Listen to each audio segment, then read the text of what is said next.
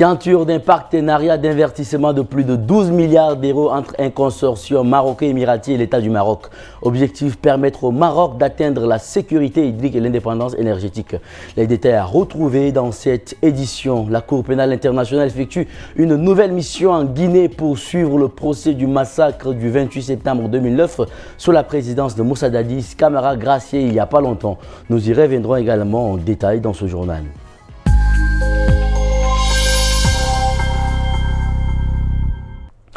Mesdames et messieurs, bonsoir et bienvenue sur Stade Info TV. Je vous l'annonce en titre, plus de 12 milliards d'euros d'investissement dans des méga projets d'infrastructure. Voilà ce que pèse le partenariat signé lundi 19 mai 2025 entre un consortium marocain-émirati et l'État marocain. Dessalement de l'eau de mer, autoroute de l'électricité, ces projets doivent voir le jour d'ici à 2030 et permettre au Royaume de réaliser un bond en termes de sécurité hydrique et d'indépendance énergétique. C'est un partenariat public-privé de grande envergure. D'un côté, il y a le consortium constitué de la filiale marocaine de la holding émirati Taka Nareva, opérateur marocain, et le fonds Mohamed V pour l'investissement. De l'autre, le gouvernement marocain et l'Office national de l'électricité et de l'eau potable. Ce programme d'investissement entend renforcer les capacités du royaume dans les domaines de l'eau et de l'énergie face à des défis pressants comme le stress hydrique. Il prévoit la réalisation d'un projet d'interconnexion entre deux bassins hydrauliques majeurs du Maroc, mais également la création de 5 stations de dessalement d'eau de mer. Sur le volet électrique, un projet de ligne haute tension doit voir le jour pour relier le centre et le sud du pays. La production d'énergie renouvelable doit être renforcée. Il s'agit tout simplement du plus grand investissement privé de l'histoire du Maroc, écrit le magazine tel quel. C'est une nouvelle étape dans le partenariat stratégique noué entre le Maroc et les Émirats arabes unis. Il y a un peu moins de 2 ans, le roi Mohamed V s'était rendu dans cet état du Golfe. Une visite officielle qui avait permis de relancer les relations diplomatiques entre les deux pays après une période de froid. En Guinée, une délégation de la Cour pénale internationale est actuellement à Conakry. Comme chaque année, la CPI accompagne les autorités dans l'organisation du procès du 28 septembre marqué en 2009 par le massacre de plus de 150 personnes et le viol d'une centaine de femmes. L'événement avait eu lieu dans le stade de Conakry sous le régime du capitaine Moussa Dadis Camara, condamné pour crime contre l'humanité. Il a été ensuite récemment gracié pour raison de santé par le général Mamadi Doumbouya, une décision qui donne un ton particulier à cette mission de la CPI, notamment pour les représentants des victimes.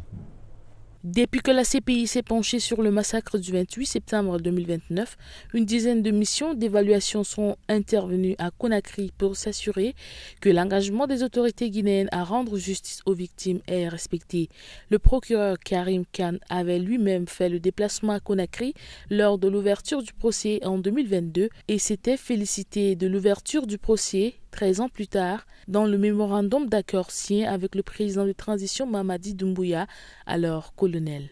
Mais avec la grâce accordée à Moussa Dadi Camara, il y a bientôt 2 mois, et ce, moins d'1 an après sa condamnation pour crime contre l'humanité, ce mémorandum est fragilisé selon son article 4 qui indique que la CPI pourrait se saisir elle-même du dossier si elle constate toute mesure susceptible de nuire fortement à l'avancement de la justice des procédures judiciaires ou toute obstruction au bon fonctionnement de la juridiction concernée.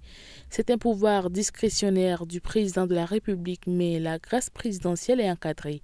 Elle n'intervient qu'après une décision définitive dans une affaire judiciaire, tandis que tout le monde attendait l'ouverture du procès en appel. Cette grâce viole les principes les plus basiques en matière de procès équitable, dans la mesure où la décision de grâce est intervenue alors que la procédure n'avait pas atteint une phase définitive dans cette affaire, déplore Alseni Sall, chargé de communication de l'OGDH, qui représente les victimes. L'OGDH déplore aussi un choix sélectif des autorités quant à l'indemnisation des victimes. Seuls 334 sont concernés alors que près de 500 étaient parties civiles au procès. Les investigations en France contre Agathe Habyarimana, la veuve de l'ancien président rwandais Juvenal Habyarimana, sont désormais closes sans mise en examen. Une décision rendue vendredi 16 mai 2025 selon des sources proches du dossier. Les juges ont conclu que les témoignages à charge pour son rôle éventuel lors du génocide de 1994 étaient contradictoires, incohérents, voire mensongers. Dans une ordonnance datée de vendredi, les juges chargés du dossier concluent qu'il n'existe pas à ce stade d'indices graves et concordants contre Agathe Habyarimana qu'elle ait pu être complice d'actes de génocide. Si la rumeur est ténance, poursuivent les juges, elle ne peut faire office de preuve en l'absence d'éléments circonstanciés et concordants. Toujours selon eux, il n'existe aucun discours public d'Agathe proférant des discours de haine ou d'appel au génocide. Les enquêtes sont désormais closes sans que la veuve de l'ancien président n'ait été mise en examen. Agathe Habyarimana était visée depuis 2008 par une enquête en France pour complicité de génocide et de crimes contre l'humanité. Une enquête ouverte après une plainte du collectif des partis civils pour le Rwanda. Âgée de 82 ans, elle échappe à ce stade à un procès. Cette décision intervient alors que le parquet national antiterroriste, compétent en la matière, a saisi la chambre de l'instruction de la Cour d'appel de Paris en septembre 2024 en vue de sa mise en examen. Une audience est d'ailleurs prévue ce mercredi 21 mai. L'avocat de la Fédération internationale des droits de l'homme, partie civile, a déploré l'absence de mise en examen alors que selon lui, il existe des éléments à charge largement suffisants. Au Mali, les proches sont toujours sans nouvelles des 3 militants politiques pro-démocratiques enlevés il y a une dizaine de jours par la sécurité d'État. Alassane Abba du parti Codem et de la coalition Jiguia Koura et El Bachir Thiam du parti Yéléman ont été enlevés le 8 mai. Abdul Karim Traoré, également de la Codem, a disparu le 11 mai. Selon les informations de RFI, les 3 hommes sont prisonniers des services maliens de renseignement qui les soupçonnent de tentatives de déstabilisation. Les 3 militants politiques sont détenus séparément et leur libération n'est pas pour maintenant. Selon une source sécuritaire malienne, les services de renseignement soupçonnent Alassane Abba, Abdul Karim Traoré et Al-Bachir Thiam d'être impliqués dans des projets de déstabilisation et recherche d'éventuels contacts extérieurs. Des accusations rejetées par leurs camarades de parti qui y voient une volonté de réprimer la contestation pro-démocratique toujours restée dans le cadre légal. Contrairement à ces détentions extrajudiciaires opérées par la sécurité d'État, ni la transition ni la junte malienne n'a fait de déclarations. Plusieurs responsables politiques estiment que des enlèvements des militants de la Codem et de la Yéléman sont des messages adressés à leur leader. L'ancien ministre Hussein Amio Guindo, devenu très discret, ancien premier ministre Moussa Mara, restait critique bien que favorable à la transition.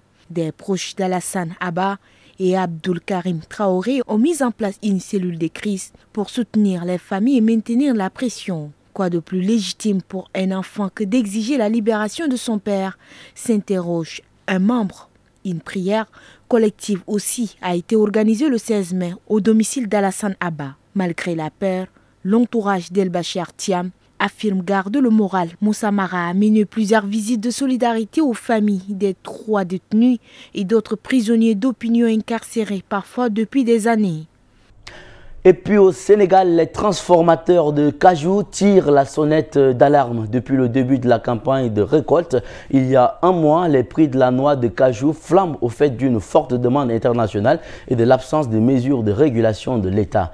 À ce prix, les entreprises sénégalaises de transformation de l'anacarde ne peuvent pas suivre une situation qui menace la survie même de la petite filière industrielle et du millier d'emplois qu'elle génère.